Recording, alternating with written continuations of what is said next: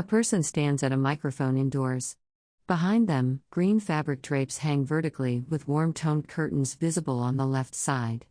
The setting appears to be inside a tent or temporary structure. In addition to the main tent, the tent of many voices here, we do have our exhibit tent as well as a plains teepee and also our keelboat display out. Today we're going to have a special treat. We're going to have what we call a panel discussion, and it's titled Memories of the Old Ones. So without any further ado, we're going to go ahead and start our program. It's hooked up. No wire. Go ahead, talk. I used to be in communications. I was in the Rangers and Fourth Battalion. But we had a lot of wire we had to pull it on. Oh. Yeah. We had a lot of wire we had to carry on. Back at time, I was going to hurt carrying a lot of wire around. My name is Hollis Gerber. I'm 87 years old. And I'm a full-blood Omaha. I have just a little French brother. I'm 116 French. Full-blood Omaha. Mother was Omaha. Dad, keep that thing up. My mother was Omaha, but she had a grandmother that was half French and half Omaha. And she was granddaughter of Pierre Doyle, a Frenchman who lived in Sioux City and all around Sioux City. And he helped these two spies that came by through Lewis Clark. I don't know how he was connected with them, but he was their interpreter for a while. So we're kind of related to this business. I like to move my hands when I talk.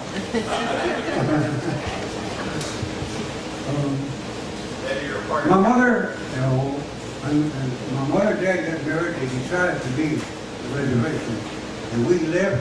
She took me, my brother, and my sister. We moved to Rosalie first, then to Sioux City. And my dad worked for Hempford Creamery for 7 years.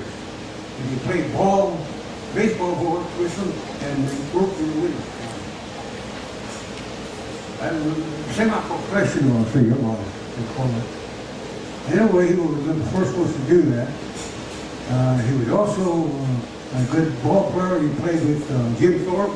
They were roommates at Carlisle. Anyway, from Sioux City, we moved to Lawrence because they told my dad that if you stay here, you're going to get tuberculosis, working in creamery. So they moved. Well, he got a job, applied for a job with a man named Green. A person wearing glasses, a cream-colored jacket with purple geometric patterns, and a headband with a circular emblem speaks into a microphone on a stage. Behind them, partially visible text references government services and bureaus. And he had a job of making Kansas University Stadium. And we moved to Lawrence.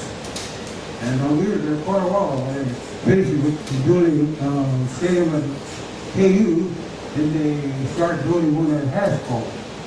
So we were there about 5 years, like 4 or 5 years. And we decided to go to Oklahoma, and we lived in Oklahoma. And I went to school at Plaska, up to junior high. And then they decided that I should go away to school and send me to Wichita to Roe Institute for Presbyterians at Mission. So that's how come to be a Presbyterian and a Republican.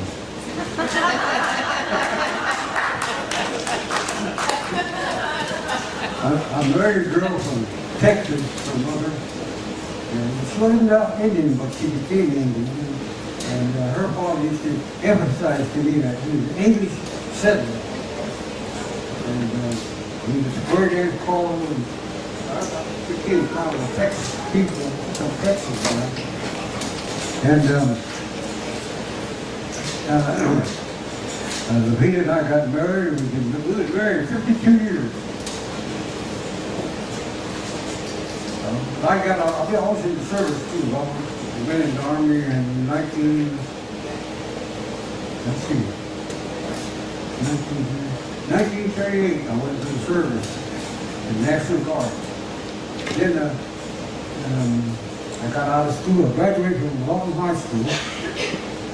I decided I couldn't get a job anywhere. They don't hire Indians, you know. They have a hard time. So I don't understand these black people that have a hard time in there. So anyway, came up here to see my aunt. We get on the river up here. Then she had a missionary, Mrs. Van Cleve, drive me to, or Mrs. Van Cleve said she would drive me to Sioux City. And she had a missionary here at Macy. And she took me up there, and I joined the Army. Well, I tried to get in the Marines. They said, 17 more pounds, 17 more pounds. I wasn't very skinny back then.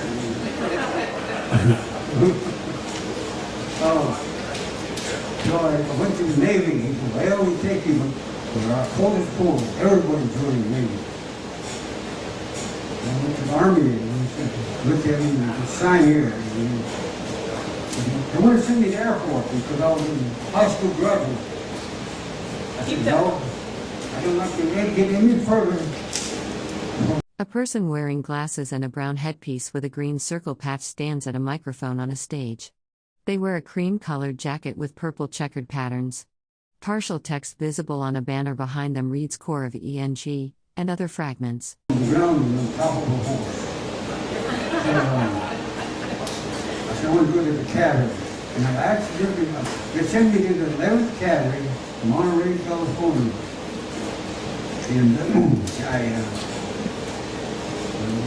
you don't know it, but Ronald Reagan was the second lieutenant.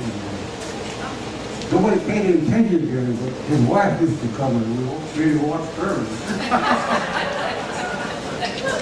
He's waving at her, nobody's waving at her, but waving at his wife. Oh, what's her name? No. Not Nancy, Jordan. but the other one.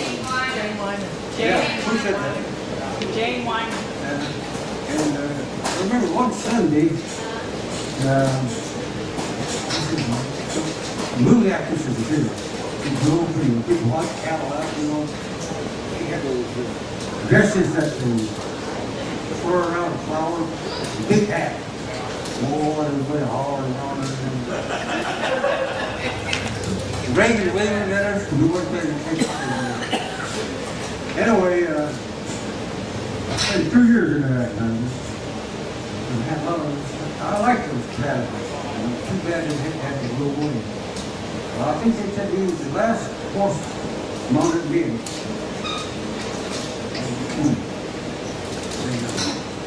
Mechanized.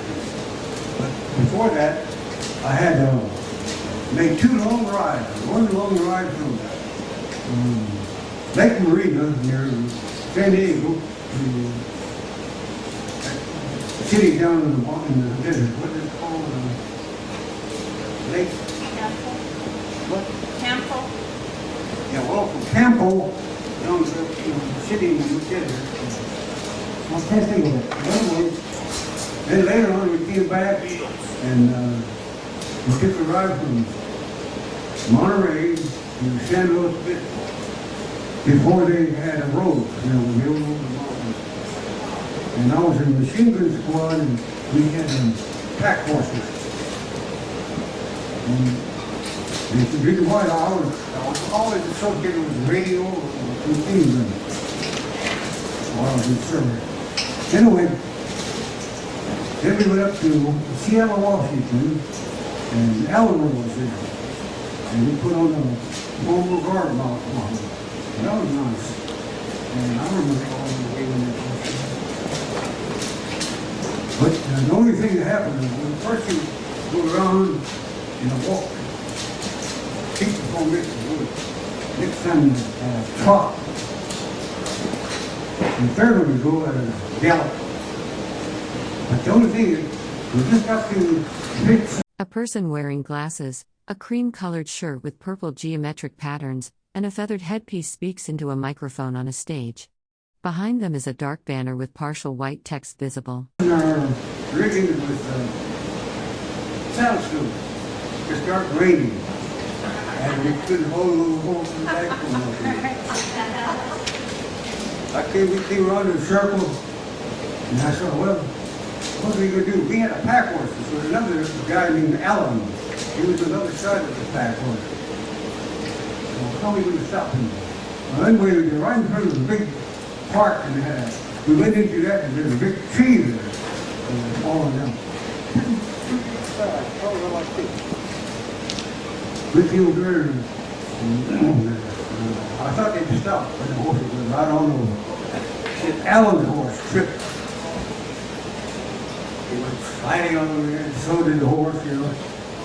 And we had our first sergeant was a Polish refugee, and he used to be a captain in the Polish cavalry. We did everything by the numbers, is what I tell you that. Anyway, he said, let that guy go. See, that horse is all right. Oh, Alan was laying out there, it's all stretched up.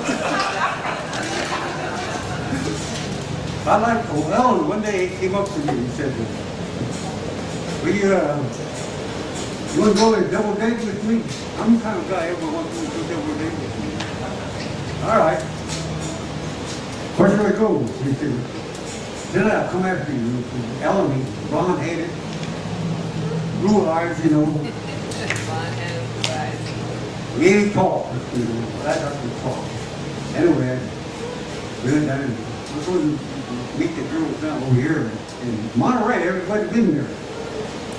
Well, Bay on the south side, there's a lot of little tracks used to be. The Japanese used to live. Japanese Christians. We had met two Japanese girls. Notice said, we won the war with shooters, you put the front line in the enemy. But they were nice, and that's those girls. I often wonder what happened to them when they got all excited. Anything else? You could cut the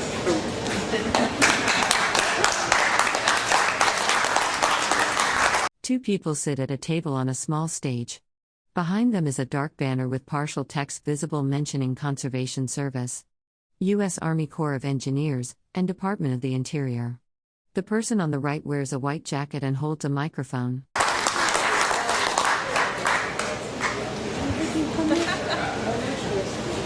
Oh, there you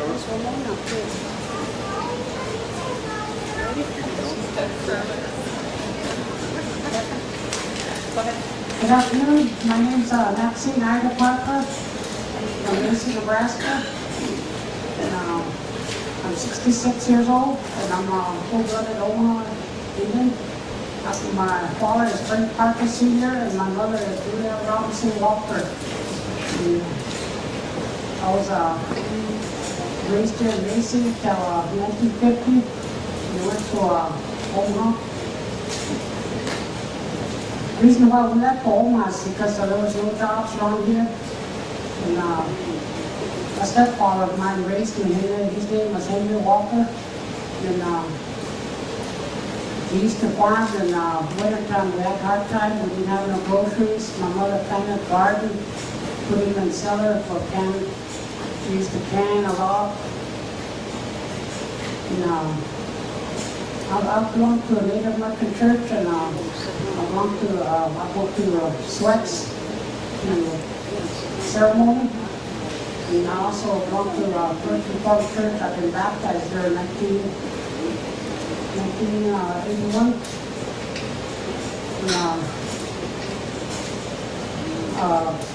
At my young days, I can remember when I was a little girl, I had a grandfather, old man Charlie Parker. He lived south of Mason, and I learned a whole lot from him by doing Native American church ways. He told me about that teepee and staff, everything that goes with it. And told me about this holy tobacco and cedar, that teepee and the poles and ropes and everything. And today I learned a lot of things about that church. And I remember My folks had tea. We used to pick corn or farmers nearby. We used to take it across a river and tea. We used to cross that river the river used to, the tea used to go through there.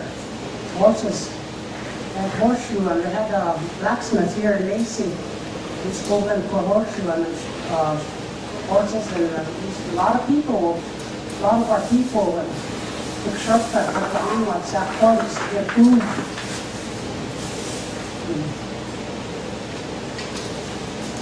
Anyway, we went to a lot of A person wearing a light blue shirt holds a microphone while speaking. Behind them is a black banner with white text listing various government agencies and organizations. hand games, they call it hand games, as Omaha activities for the gather, social gather.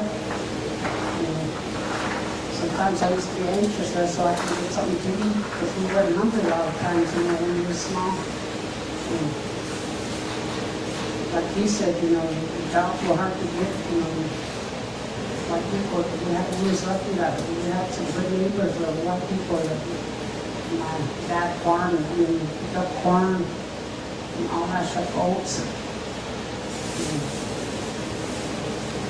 Anyway, I started right today, I was kind of sorry I didn't get my education, but when I started 8th grade and I got my GED when I come back to Macy, and I worked for the ambulance department, I was in work for nursing home.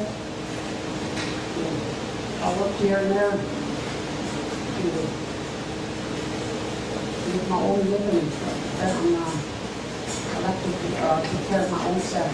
I do go out and get a job. Today I'm not working, I'm done Social Security.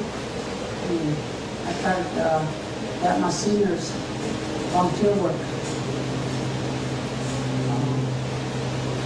But anyway, I really enjoyed my life today. And I don't like to say this, but I'm going to tell you, I was a recovered alcoholic. I went for treatment, I went for help. I don't know how many times I was in and out of treatment centers. Today I've been sober 8 years. Why I was really happy was these ceremonies I go to, they call it sweat. We go in and sacrifice, and we pray to God for a happy new. I go to the Native American church service, right now I have to call, and I can do sacrifice all night, and I can't sit up all night like I used to. But that's what kept me sober. Well, anyway, I'm really happy today. I know what I'm saying, I know what I'm doing, I got the money in my pocket. Myself kind of clean, Before, I used to go on kind of dirty, like everybody else, like that's all, Anyway, that's what they said. They told me to come and talk about myself, that's what I'm doing. Anyway, when I was in Omaha, I had that drinking problem real bad. Every morning I wake up, I look for the next drink. But today I don't have to do that. Today, I go to the right place, or something, where people are, sober. A person wearing a light blue t-shirt speaks into a microphone on a small stage. A dark backdrop behind them displays white text referencing U.S. government agencies and environmental programs. As I come, I'm thinking my sobriety today. I lost my mother. My dad died, he's young, very young. He didn't raise me, but he's still my father. And him and my brother both, my brother went in service when he was really young, because there was no jobs, he couldn't get no jobs, so he just went in service. And he came back. There's a lot of good things to say, but I really enjoyed being around here. I enjoyed my people, my Omaha people. I like their ways, sometimes people ask me if I'll go back to Mesa or Omaha and work. I said, no, I belong here. This is where I was born and raised.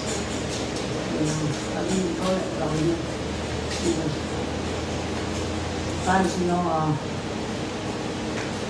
Sometimes, I get lonesome.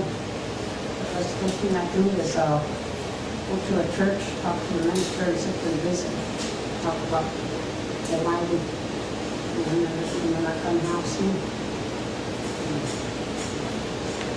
Anyway, I'm glad that they asked me to come here. Pierre's a good friend of mine. You know, him and I talked a lot about that in the American church. You know, one thing he asked me if I could write out a book about it. I was in school, but I told him in my time. That was the days I was drinking. He asked me. But anyway, you know, I don't know what else to say. There's all good things said, you know, some good and some bad, but, you know, I gotta talk about my good ways and forget about the bad. I'm glad to see many of you came here. I remember, right here, you see over here, we used to come pick neckweeds. Neckweeds, we used to eat neckweeds with salt pork or some bacon in it or some dumplings in them. That was out of food. Omaha food. And we used to go get the Blackbird Hill.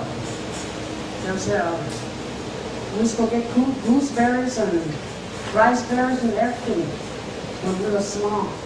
My mother used candles and we used to eat those during the wintertime with fry bread. That was all biscuits, gravy, and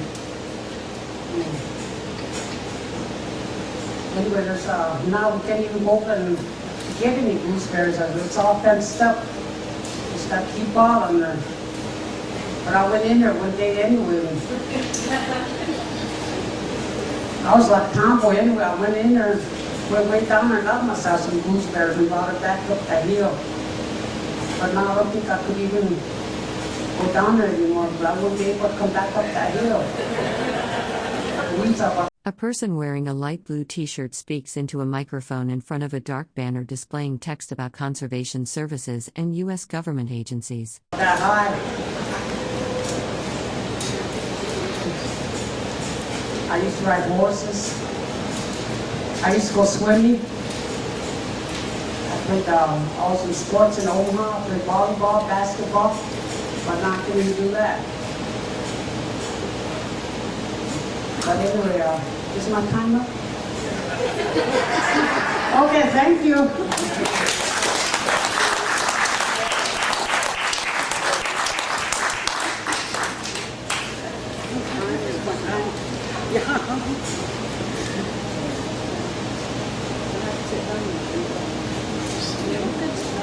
Sit down.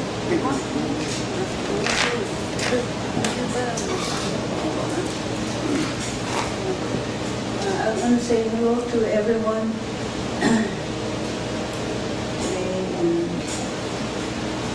Can you hear me? Okay. Well, my name is Genevieve N. Robinson. My married name is Robinson.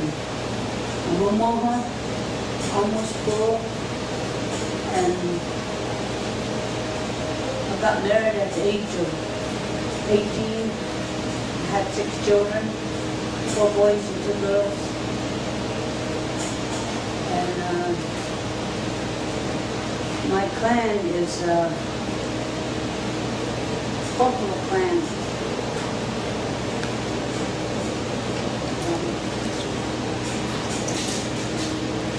In Queso. So that means the shoulders of the buffalo, and it's kind of red like right here. That pertains to that. Queso. Ukajide, yeah, she's Ukajide. That's the one. And in our clanship, we were not supposed to do not touch, you know. Do not touch. And we had like, we didn't touch, when we build fire on the ground and there's charcoal, we don't touch that either.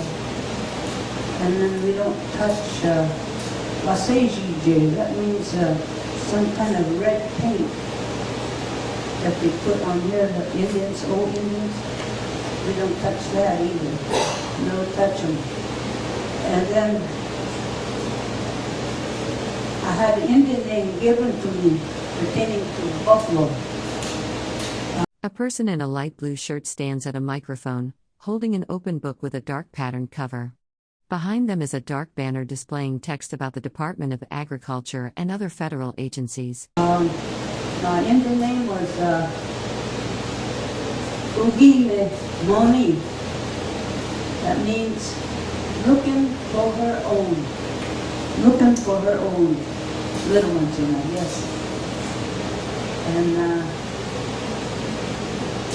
I'm a sub-gene off of the regular 7 clans. I'm a sub-gene off of them. And then I used to have a old lady that stayed with my mother, and her name was Emily Starr, and her Indian name was Mangrezi. The old lady taught me a lot.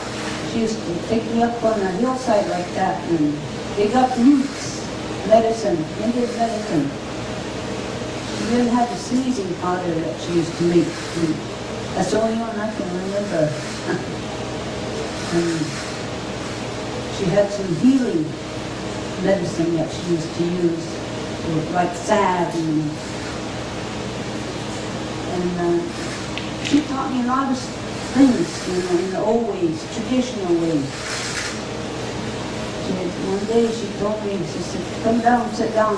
She never sits on chairs or anything like that. She used to sit on the floor in a blanket pillow. She told me to come and sit by her, and she would tell me, talk to me about teaching. And she told me not to make anybody have a headache as I go along and grow up in life. And I said, what do you mean, Grandma? What do you mean by that? And she said, what I mean is that, she talked to me in Indian. She said, what I mean by that is, don't be trying to steal somebody else's husband. Oh, that kind of line. That kind of line. And she said, keep straight, Yeah, I always remember that. Then there's another one too. She said, don't have no children without a man. That's what she told me in Indian. So I just always remember that, So that's when I got married. When I was 18, I had all my kids. And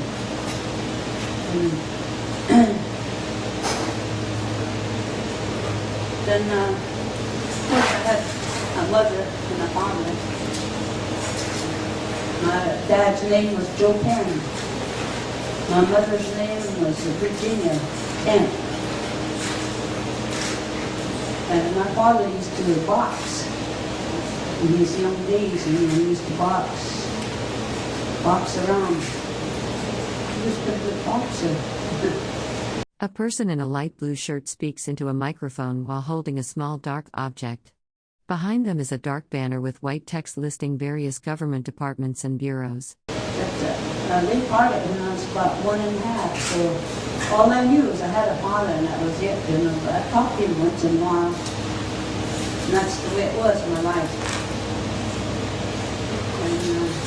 And in my time as I grew up, I had to raise my kids, and we didn't have no Pampers, or we had used to use diapers. As the time went along, I just brought them up. Now they're way up to their age, they're like 50-some, 57, 58. And I did some things that I thought I'm very proud of. I was EMT, CHR in my working days. And then I had a part in a movie too, We Are One. My family did, and my daughter, my son, my granddaughter, my grandsons, we all had a part in it, We Are One. I was kind of proud of that, that movie.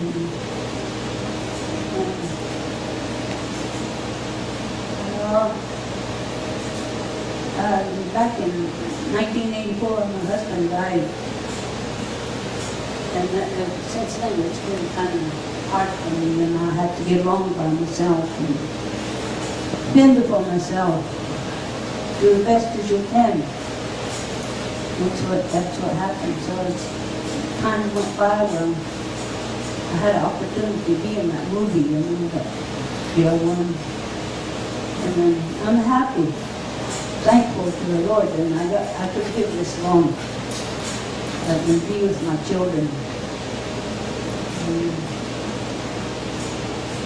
I'm proud of my heritage. Proud. I'm Omaha.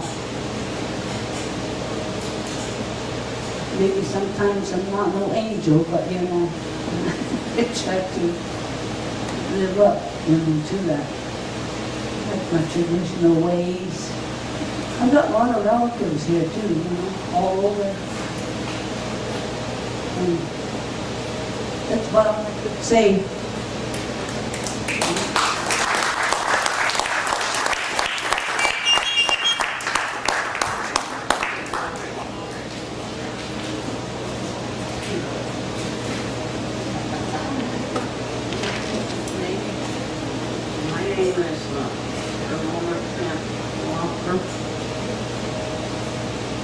Omaha Nation. I was born and raised on the reservation, but during my younger days. A person wearing a pink shirt and glasses with a feathered headpiece holds a microphone while speaking. Behind them is a dark banner with text referencing the U.S. Forest Service and Bureau of Indian Affairs. He was under my grandmother, my dad's mother. She sent us up to Catholic school, very young girls. I couldn't even tie my shoestrings, I couldn't even hold my hair. My sister was just like my mother. She sent us to Marty Mission School back in the 40s. And when we come back from school, I think we was there about 3 years, and she sent us to another boarding school in North Dakota. We were young at that. We could help ourselves. She sent us to all different kind of boarding schools. But my sister, she was older. She got married at 18, so she had somebody to provide for her. And I was alone, so my grandmother sent me here and there, but I didn't care. My family's name is, my dad's name is Edward Camp Jr. My mother's name was Virginia Wolf Camp. And on my father's side, my grandmother's name was Suzette Guitar Morris. And my dad's grandfather, his name was Stephanie Guitar. He come on this Lewis Clark expedition boat. He got off and came into the Omaha tribe and married my grandmother's mother. And my grandmother's mother didn't have no English name, just an Indian name. So that's my grandmother's half-breed. She's German, French. Every time when they have this Indian power going on, when they sing the half-breed song, my grandmother would get out there and dance. My grandmother was a nice little old lady. She was short. And on my mother's side,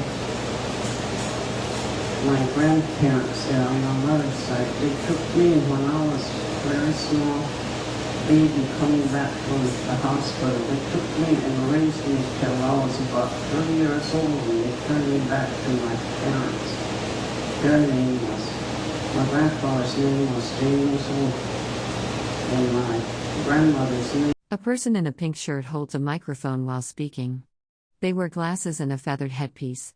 Behind them is a dark banner with white text reading Department and U.S. Forest among other partially visible words. Was Dorothy Webster. My family, there was just three of us. My sister, Edna, and my brother's name was Joe. He was younger than I am. He died at 2 years old. He had double pneumonia.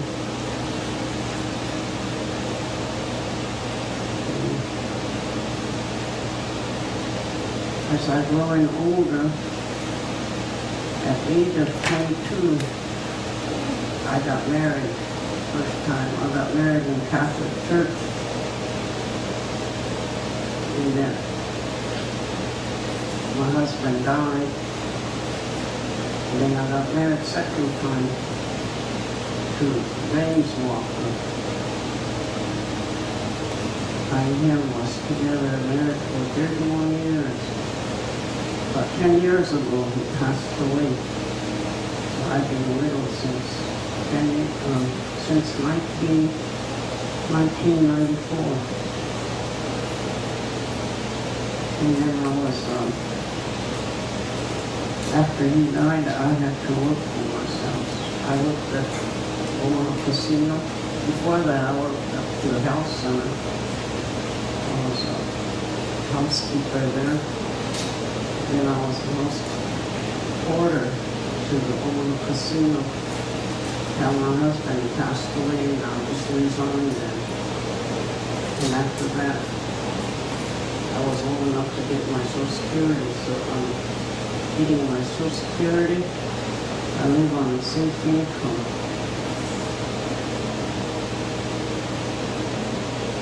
I've been around my Omaha people a good many years.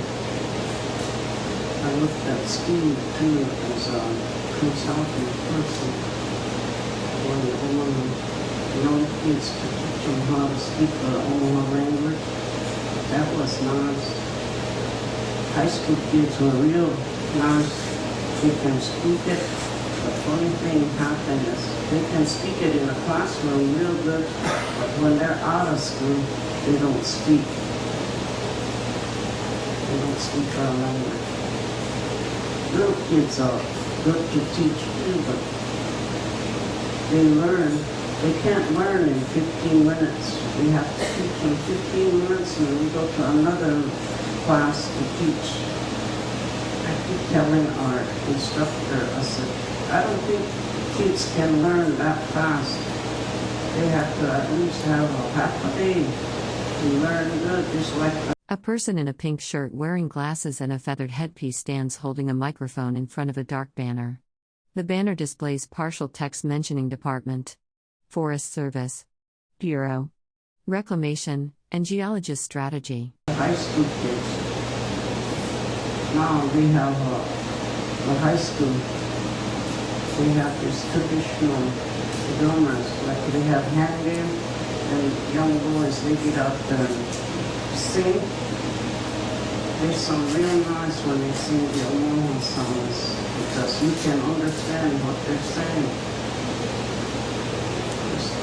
They're high school kids, but high school kids can sing better than younger ones. I enjoy teaching the class.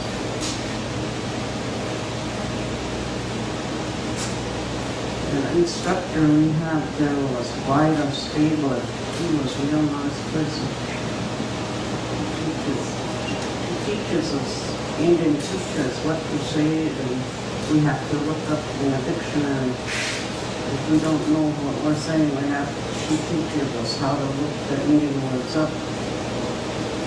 And anytime we want to find out about Omaha language, some of our Indian words are pretty hard. You can't understand what you're saying, so we tell Vida about it, and Vida said, I'll look it up, and then she tells us how to say it, and she pronounces it, and we follow, and then we turn around and teach the high school kids. It's real sort of complicated when you're trying to teach somebody and you cannot understand yourself what you're saying. We we have to have our instructor beside us who teaches us and then teaches school, high school kids. And I have one daughter,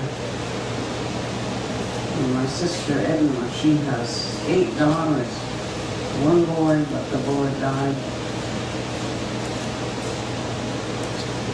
That's all I got to say.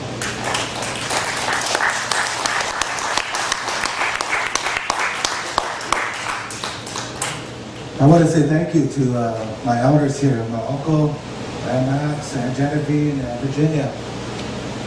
This is our opportunity here, and I want to say a thank you to the National Park Service and the Tent of Many Voices for giving us this, because this has given us an opportunity to preserve the images and voices of our old people, so that our children will be able to identify with them for many years to come. That's what every day we're bringing some of our elders forth like this to talk about their identity. A person stands holding a microphone wearing a light blue shirt and blue shorts. 2 people sit facing forward in chairs, one wearing a pink shirt and one wearing a light blue shirt. Behind them is a dark banner with text listing various government departments and agencies. To talk about their youth, the good memories, and to talk about their relationships, especially their clanships and things like that, so that when our children can look at these things and they can look at their grandmothers here and their grandpa, they can identify and they'll have something for many years to come. So this is our opportunity for the Omaha people to do these types of things and to preserve our culture a little further, and to preserve the people that live here amongst here on the reservation, our grassroots people. So I really appreciate what the Park Service has done, and I know my relatives, they do too, and all the Omaha people, I know that they appreciate what's going on here. And this is, like I said, our opportunity to preserve these things that our children can use in school. We have a lot of, every day we're going to bring some more of our elders so that this can happen. And some of our drums are going to be here to sing, and they're going to explain the songs. Each song is not just a mixture of noises and whatever. There's actual meanings to these. There's prayers involved. There's stories in these songs. So that's part of what we're doing today, and I'm really grateful for that opportunity to be able to talk like this and to see our elders and to listen to them, because we need to preserve these things for our children. 100 years from now, they're going to be able to look at this, and their identity is going to be intact. So I'd like to say thank you like that to all of you.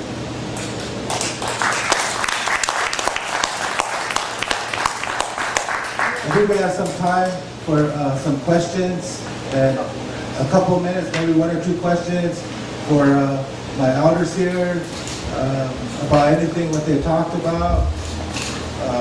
Chuck, the major, he'll bring a microphone around to you.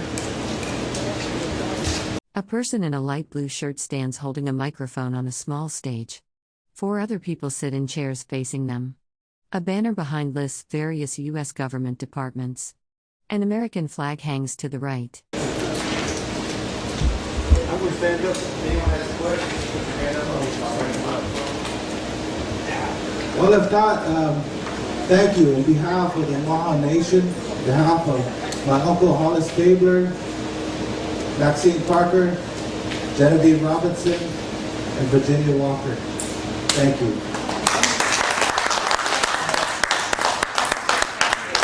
I'm stretching. War whoop, whistle. You refuse, so. Your hat. Go got your hat. Give me the old maid word. They might notice that's me. Oh. Now they got that food skin, you know, supposed to reminds me.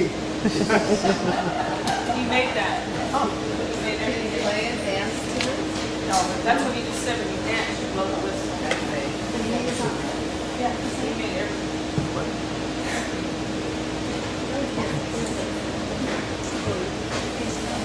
We'd like to thank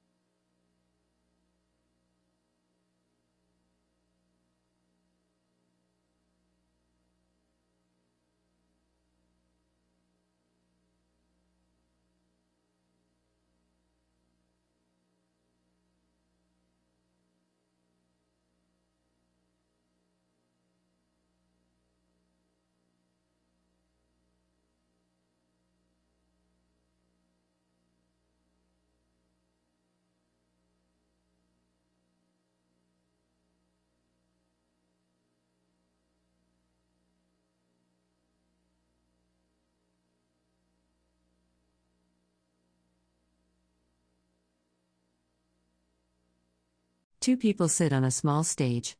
The person on the right wears a white jacket with purple and white beaded designs and a headband.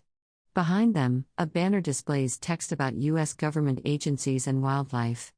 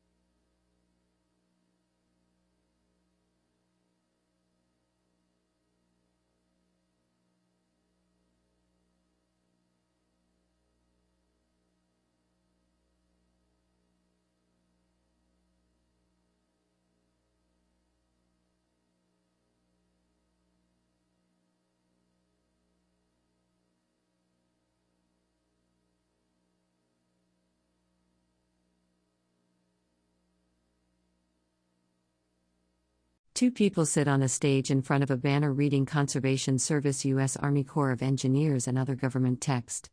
The person on the right wears a white beaded vest and headpiece with glasses. A blue object sits on the table in front of them.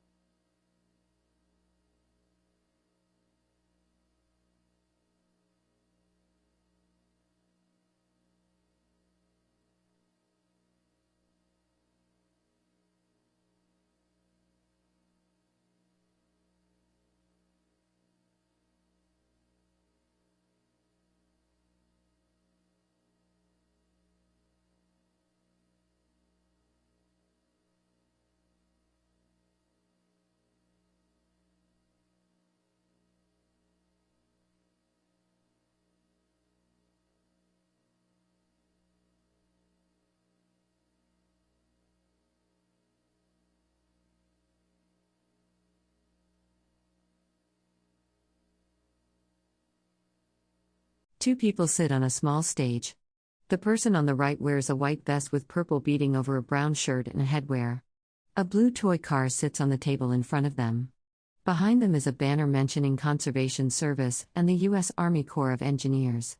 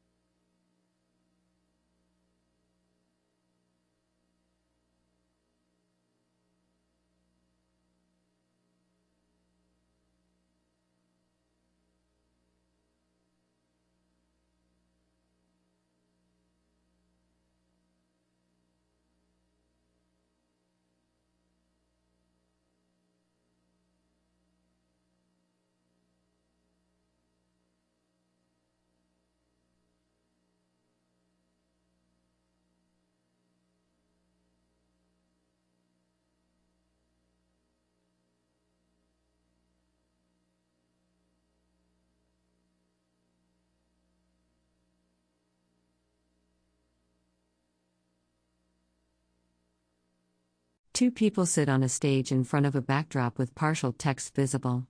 The person on the right wears a white vest with purple geometric patterns, glasses, and a brown headpiece. A blue device sits on the table in front of them.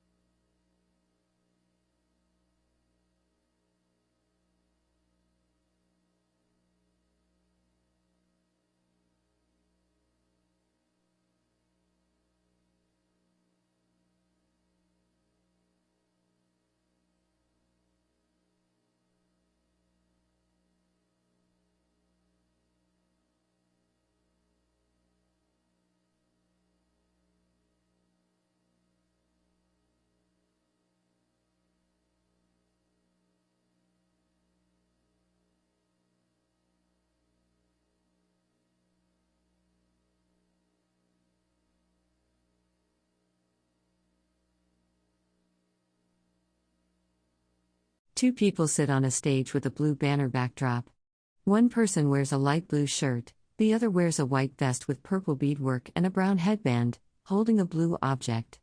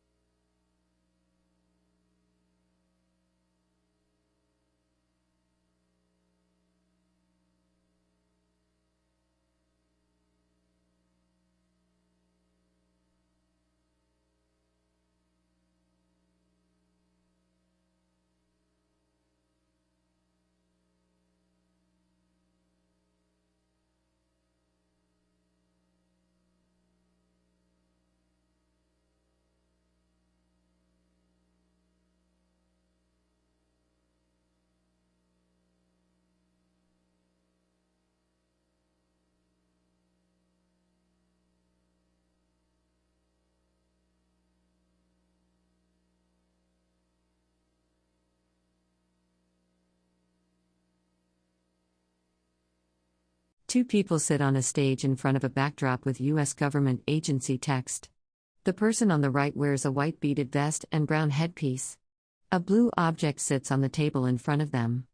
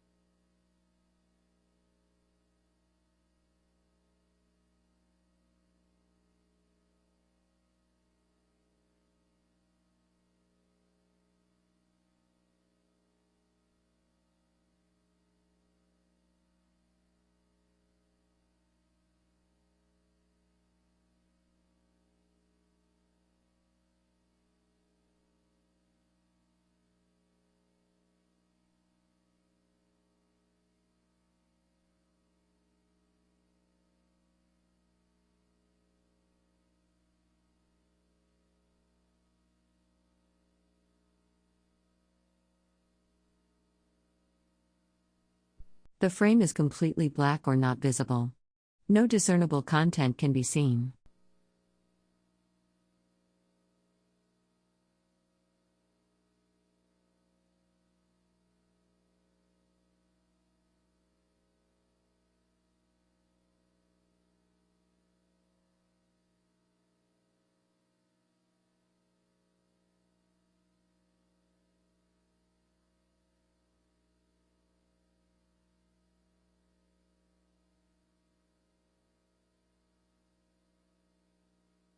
The image is completely black or not visible in this frame.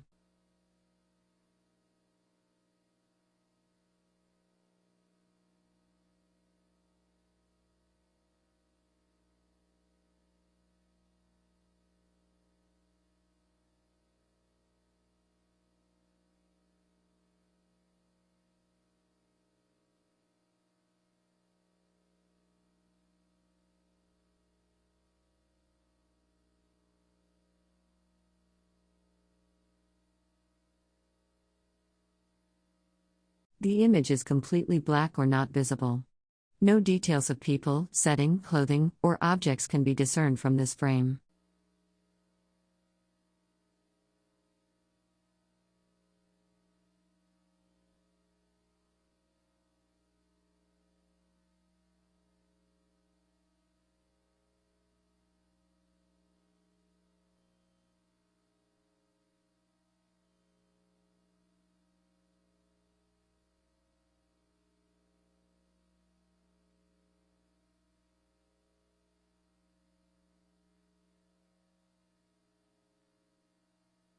A completely black frame with no visible content.